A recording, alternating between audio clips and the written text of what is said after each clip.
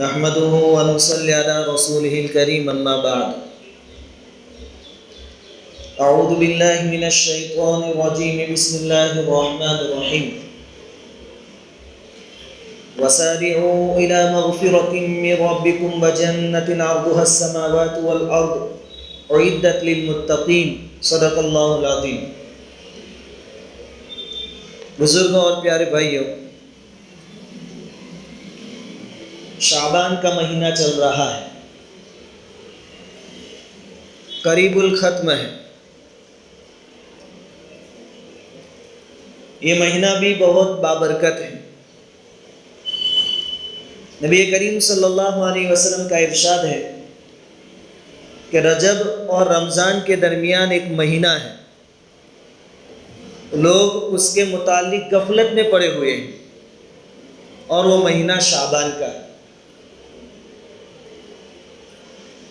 اب اس سے زیادہ رحمتوں اور برکتوں کے ساتھ رمضان کا مہینہ آنے والا ہے۔ رمضان المبارک جیسی رحمتیں اور برکتیں آپ کو کسی اور مہینے میں نہیں ملے گی۔ بہت بابرکت مہینہ۔ ہم جانتے ہیں کہ ہمارے گھروں میں شادی بیاہ کا موقع ہو تو کئی مہینوں پہلے اس کی تیاریاں شروع ہو جاتی ہیں۔ رمضان المبارک جیسا عظیم مہینہ دوسرا کوئی نہیں ہے، تو اس کے آنے سے پہلے بھی رمضان کو کیسے وصول کریں اس کی پلاننگ کر لینی چاہیے کہ رمضان کو ہم کیسے گزاریں گے، کیونکہ رمضان المبارک کا مہینہ اللہ رب العزت کو راضی کرنے اور اپنے آپ کو جہنم کی آگ سے بچانے کے لیے بیسٹ موقع ہے۔ اللہ رب العزت بے شمار بندوں کو جہنم سے نجات عطا فرما دیتے ہیں۔ تو اس مہینے کے آنے سے پہلے ہم پلاننگ کر لیں کہ ہم رمضان کو کیسے وصول کریں گے۔ پلاننگ میں سب سے پہلی چیز کہ شعبان ہی سے تیاریاں شروع ہو جانی چاہیے۔ شعبان کے مہینے میں جتنے نفلی روزے رکھ سکتے ہو رکھنے چاہیے۔ حدیث میں آتا ہے، عائشہ رضی اللہ تعالیٰ عنہ فرماتی ہے کہ نبی کریم صلی اللہ علیہ وسلم شعبان کے مہینے میں جتنے نفلی روزے رکھتے تھے کسی اور مہینے میں اتنے نفلی روزے نہیں رکھتے تھے۔ تو زیادہ سے زیادہ روزے رکھیں۔ حضرت اسامہ بن زید رضی اللہ تعالیٰ عنہ نے حضور سے سوال کیا، دریافت کیا کہ حضور آپ شعبان کے مہینے میں اتنے زیادہ روزے رکھتے ہو؟ حضور صلی اللہ علیہ وسلم نے ارشاد فرمایا کہ ہاں، یہ وہ مہینہ ہے جس میں بندوں کے اعمال اللہ رب العزت کی بارگاہ میں پیش کیے جاتے ہیں، اور میں یہ چاہتا ہوں کہ جب میرے اعمال پیش ہوں اللہ کے دربار میں میں روزے کی حالت میں ہوں۔ اس لیے اس مہینے کے روزے زیادہ سے زیادہ، ہاں آخری 2-3 دن کے روزے نہیں رکھنے چاہیے تاکہ رمضان سے پہلے کچھ آرام مل جائے، جسم اور بدن میں تھوڑی طاقت آ جاوے، چستی آ جاوے، جس سے رمضان کے روزوں میں خلل واقع نہ ہو۔ تو ایک کام یہ کہ جو دن بچے ہیں اس میں ہو سکے نفلی روزے رکھیں۔ پلاننگ میں دوسرا اسٹیپ یہ ہے کہ اگر آگے کے کوئی قضا روزے ہمارے رہ گئے ہیں، قضا کرنا باقی رہ گیا ہے، ان کی قضا کر لیں، یہ اچھا موقع ہے۔ بخاری شریف میں حضرت عائشہ رضی اللہ تعالیٰ عنہ کی روایت ہے، عائشہ رضی اللہ تعالیٰ عنہ فرماتی ہے کہ میرے ذمے رمضان کے کچھ روزے باقی رہ جاتے تھے، چونکہ عورت ہے، حیض کا مسئلہ ہے، تو سوائے شعبان کے مجھے ان روزوں کی قضا کرنے کا اور کوئی موقع نہیں ملتا تھا، کیونکہ باقی 11 مہینوں میں حضور صلی اللہ علیہ وسلم کی خدمت میں مشغول رہنا ہوتا تھا، اور شعبان میں چونکہ حضور بھی روزے رکھتے تھے تو عائشہ فرماتی ہے کہ میں بھی قضا روزے ساتھ میں رکھ لیا کرتی تھی۔ تو اگر قضا روزے ذمے میں باقی ہیں تو شعبان کے مہینے میں اس کو پورا کر لیں، یہ دوسرا اسٹیپ۔ رمضان المبارک کے مہینے کے آنے سے پہلے نمازوں کا اہتمام کریں۔ بہت سارے کام ایسے ہوتے ہیں کہ آدمی سوچتا رہتا ہے کہ جب موقع آئے گا کر لیں گے، لیکن پھر ہوتے نہیں۔ پہلے سے اگر پلاننگ ہوتی ہے تو آدمی وقت آنے پر اچھی طرح ان کاموں کو انجام دے سکتا ہے۔ ہم بہت سارے ساتھیوں کو جانتے ہیں جو حج اور عمرہ کے لیے جانے سے پہلے 1-2 مہینے سے پہلے چلنے کی پریکٹس کرتے ہیں، چلتے ہیں، دوڑتے ہیں، تاکہ وہاں جا کر طواف میں تھکان نہیں لگے، چلنے اور دوڑنے کی پریکٹس ہو جائے،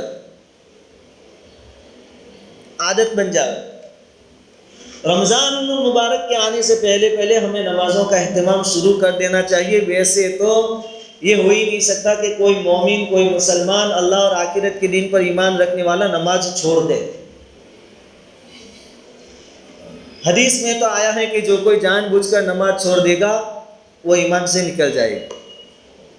یہ بات اور ہے کہ ہمارے ائمہ کرام نے اس کی تعویلات کی ہیں، لیکن سخت وعید آئی۔ حضور نے فرمایا کہ ایمان اور کفر کے درمیان فصل کرنے والی، دونوں کو الگ کرنے والی کوئی چیز ہے تو نماز ہے۔ نماز کا اہتمام ابھی سے شروع کریں۔ نماز میں اللہ تعالیٰ نے کیا کچھ نہیں رکھا ہے۔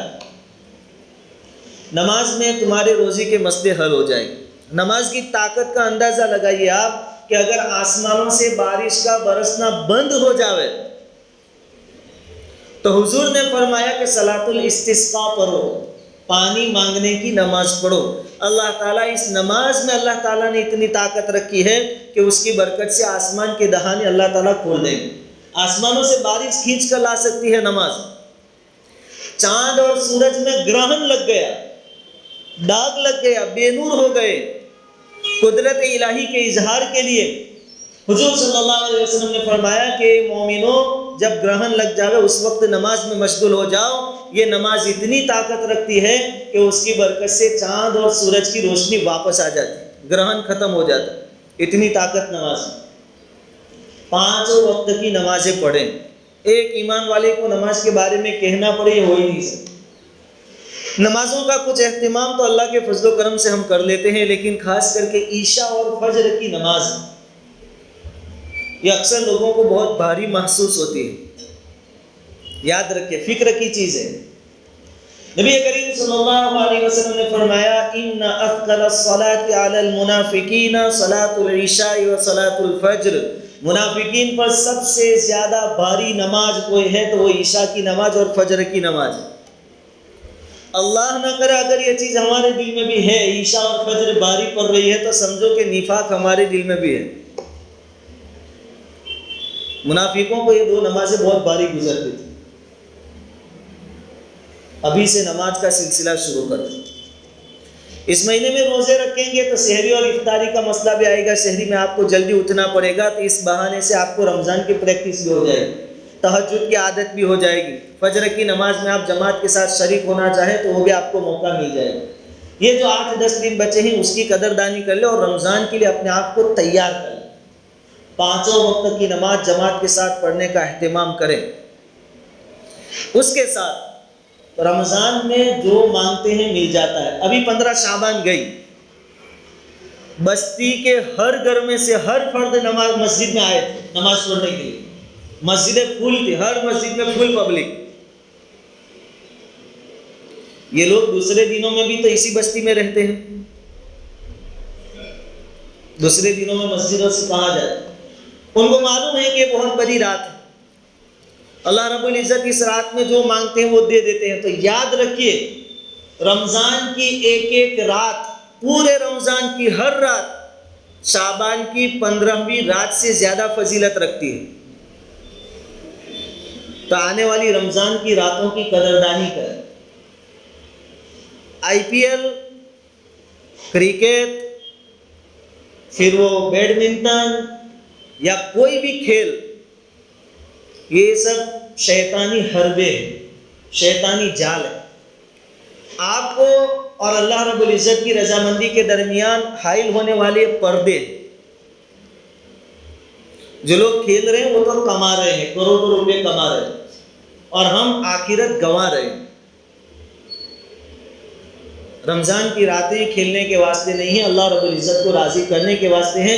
جتنے اہتمام سے اور جتنے یقین سے 15ویں شعبان کو ہم مسجد میں آئے تھے اور رات بھر ہم نے عبادت کری تھی، اس سے زیادہ اہتمام کے ساتھ رمضان کی ہر رات میں اہتمام کریں۔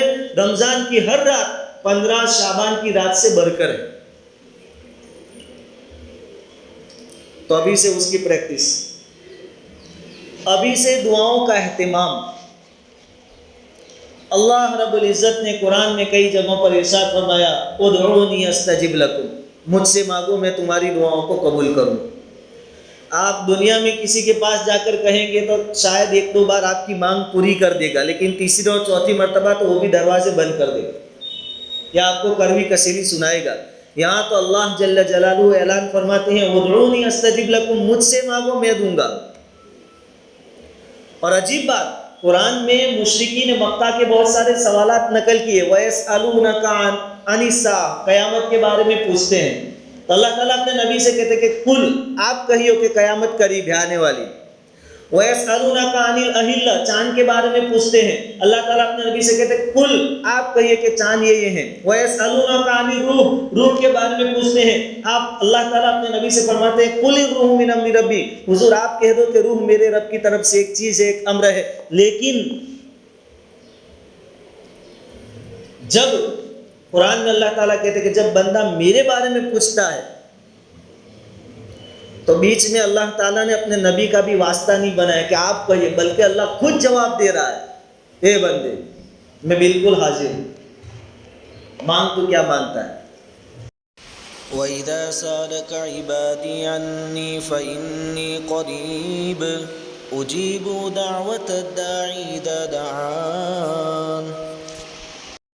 تو ابھی سے تھوڑی بہت دعاؤں کی عادت ڈالیں، چلتے پھرتے دعائیں کرتے رہیں، چلتے پھرتے مغرب سے پہلے 5-10 منٹ دعاؤں کے لیے فارغ کریں ابھی سے، تاکہ رمضان تک یہ ٹائم بڑھے اور رمضان میں ہم افطاری کے وقت زیادہ سے زیادہ مانگ سکیں۔ دعاؤں کا اہتمام، رمضان المبارک میں عمل جو کچھ بھی ہوں گے، نیک اعمال، اس کا بدلہ اور اجر و ثواب اللہ تعالیٰ اتنا زیادہ عطا فرماتے ہیں کہ ایک آدمی اللہ کے راستے میں یعنی جہاد میں نکلے اور شہید ہو جاوے، اس سے پہلے اللہ رب العزت رمضان میں نیک اعمال کرنے والے کو جنت میں داخل کریں گے، اس سے پہلے۔ حالانکہ ایک طرف اللہ کے راستے میں جہاد میں نکلا اور شہید ہو گیا، اور ایک طرف ایک نے رمضان میں عبادتیں کی، تو اس کو پہلے اللہ تعالیٰ جنت میں داخل فرماتے ہیں۔ حضرت طلحہ بن عبید اللہ رضی اللہ تعالیٰ عنہ فرماتے ہیں کہ نبی کریم صلی اللہ علیہ وسلم کی خدمت میں 2 ساتھی ایک ساتھ حاضر ہوئے، دور دراز علاقوں سے آئے تھے، دونوں نے ایک ساتھ اسلام قبول کیا۔ حضرت طلحہ فرماتے ہیں کہ 2 میں سے ایک بہت محنتی آدمی تھا، بہت محنت کرنے والا آدمی تھا، بہت زیادہ عبادتیں کرنے والا تھا، اور وہ اللہ کے راستے میں جہاد کے لیے نکلا اور جہاد میں شہید ہو گیا۔ 2 میں سے ایک شہید ہو گیا، محنتی بھی بہت تھا، بہت عبادتیں کی تھی۔ اور اس کا جو دوسرا ساتھی تھا، اس شہید کے 1 سال بعد انتقال ہوا، 1 سال زیادہ زندہ رہا ہے۔ جب دوسرے ساتھی کا انتقال ہوا، حضرت طلحہ رضی اللہ تعالیٰ عنہ فرماتے ہیں کہ میں نے خواب میں دیکھا کہ جنت کے دروازے پر وہ دونوں ساتھی کھڑے ہیں، اور حضرت طلحہ کہتے ہیں کہ میں بھی کھڑا ہوں، ایسا خواب میں دیکھا۔ تھوڑی دیر کے بعد جنت کا دروازہ کھلا، ایک شخص آیا اور اس نے اس آدمی کو جو 1 سال بعد مرا تھا، اس کو کہا کہ تم اندر آ جاؤ، جنت میں آ جاؤ، اس کو جنت میں داخل کر دیا۔ پھر دروازہ بند ہو گیا، پھر تھوڑی دیر کے بعد پھر دروازہ کھلا، پھر ایک شخص آیا اور وہ جو شہید ہوا تو اس کو کہا کہ تم اندر آ جاؤ، ان کو بھی اندر داخل کر دیا۔ پھر تھوڑی دیر کے بعد تیسری مرتبہ دروازہ کھلا اور حضرت طلحہ سے کہا کہ تمہارا ابھی وقت نہیں آیا ہے، تم واپس لوٹ جاؤ۔ حضرت طلحہ رضی اللہ تعالیٰ عنہ نے ایک خواب صبح میں لوگوں کو سنایا، صحابہ کرام کو سنایا، لوگ تعجب کرنے لگے کہ وہ جو بعد میں جنت میں داخل کیا گیا وہ تو شہید ہوا تھا، اور وہ جو پہلے جنت میں داخل کیا گیا وہ تو شہید بھی نہیں تھا، تو شہید سے پہلے وہ جنت میں کیسے پہنچ گیا؟ لوگ تعجب کر رہے تھے۔ نبی کریم صلی اللہ علیہ وسلم کو یہ بات معلوم ہوئی تو حضور نے فرمایا کہ تم کیوں تعجب کر رہے ہو؟ جو بندہ 1 سال بعد مرا، کیا اس کو ایک رمضان کا مہینہ زیادہ نہیں ملا شہید کے مقابلے میں؟ صحابہ کرام نے کہا ہاں۔ حضور نے کہا کہ اس نے روزے نہیں رکھے ہوں گے اس میں؟ کہا کہ ہاں۔ تراویح نہیں پڑھی ہوگی؟ صحابہ کرام نے کہا ہاں۔ اس کے مقابلے میں اس کی نمازیں زیادہ نہیں ہوئی 1 سال کی شہید کے مقابلے میں؟ صحابہ کرام نے کہا ہاں۔ حضور نے فرمایا کہ اسی وجہ سے شہید میں اور یہ بعد میں مرنے والے میں زمین اور آسمان کے درمیان جتنا فاصلہ ہے اس سے زیادہ درجوں کے اعتبار سے فاصلہ ہے. بعد میں مرنے والے کا درجہ شہید کے مقابلے میں زیادہ ہے، کیونکہ اس کو رمضان ملا، اس نے رمضان کے روزے رکھے، رمضان کی تراویح پڑھی، اس کی نیکیاں زیادہ تھیں. ہمارے درمیان بھی بہت سارے لوگ تھے گزشتہ رمضان کو، آج دنیا میں نہیں ہیں. ہمیں اللہ رب العزت نے اپنے فضل و کرم سے ایک رمضان زیادہ دیا. شہید سے پہلے اللہ تعالیٰ ان کو جنت میں داخل کر دیتے ہیں جو رمضان کی قدردانی کرتے ہیں. ہمارے ساتھ ہمارے سامنے رمضان کا مہینہ ہے، اللہ سے دعا کر اللہ تعالیٰ رمضان تک ہم کو پہنچا دے اور اس کی قدردانی کرنے کی توفیق عطا فرماوے. ہرگز اپنی رمضان کو IPL یا دوسرے کھیلوں میں برباد نہ کریں. ایک تیاری کا اسٹیپ یہ، ایک اور اسٹیپ یہ کہ جو کچھ گناہ ہم سے ہو جاتے ہیں اس کو چھوڑ دیں. مثلا ایک گناہ عام ہے، حالانکہ ہے بہت بڑا، جھوٹ بولنا بہت بڑا گناہ ہے. شرک کے بعد اللہ تعالیٰ نے اس کو بیان کیا ہے، حضور نے اس کو بیان کیا، بہت بڑا گناہ ہے. لیکن ہم آدمی بالکل نارملی چلتے پھرتے ایک بات میں 3 4 جھوٹ بول دیتا ہے اور یہ گناہ ہے، اس کا ہمیں احساس بھی نہیں. اگر یہ عادت رمضان میں بھی رہی تو پھر حضور نے فرمایا ہے کہ سنو، من لم یدع قول الزور، جو جھوٹ بولنا نہ چھوڑے، والجہل، جہالت والے کام کرنا نہ چھوڑیں اور اس پر عمل کرنا نہ چھوڑیں، فلا حاجت للہ، اللہ کو اس بات کی کوئی ضرورت نہیں کہ وہ بھوکا رہے کہ پیاسا رہے، اس کو سوائے بھوک اور پیاس کے کوئی چیز حاصل ہونے والی نہیں. اس لیے ہم جو گناہ کرتے ہیں، جھوٹ بولنا، دوسری چگلی کرنا، لگائی بجائی کا کام کرنا، تیری میری کرنا، ان چیزوں سے اپنے آپ کو ابھی سے بچا لیں. ابھی بچیں گے تو رمضان میں بچ پائیں گے. یہ ایسی چیزیں ہیں کہ ان پر باقاعدہ پریکٹس کرنی پڑے گی، کیونکہ ہم اتنے آگے بڑھ چکے ہیں ان گناہوں میں کہ اچانک چھوڑنا ہمارے لیے مشکل ہے. تو رمضان کے آنے سے پہلے اس کی فکر کرے کہ چھوٹے موٹے جو گناہ جس پر میں دھیان بھی نہیں دیتا، اگر وہ رمضان میں بھی ہوئے تو مجھے رمضان کی فضیلت نہیں ملے گی، سوائے بھوک اور پیاس سے اور کچھ ملنے والا نہیں. حضور نے فرمایا ان کو چھوڑ دیں. اور ایک بہت بڑا کام، اگر آپ چاہتے ہیں کہ اس رمضان میں ہماری مغفرت ہو جائے اور یہ رمضان اللہ رب العزت کی رضامندی کے حاصل ہونے کا ذریعہ اور سبب بن جائے، تو رمضان کے آنے سے پہلے اپنے دلوں کو پاک اور صاف کر لیں. بغض سے، کینے سے، عداوت سے، دشمنی سے، بدگمانیوں سے، بد اخلاقیوں سے اپنے دل کو پاک کر لیں. اللہ تعالیٰ کہی سنی باتوں پر کہنے سننے سے زیادہ عمل کی توفیق عطا فرمائے.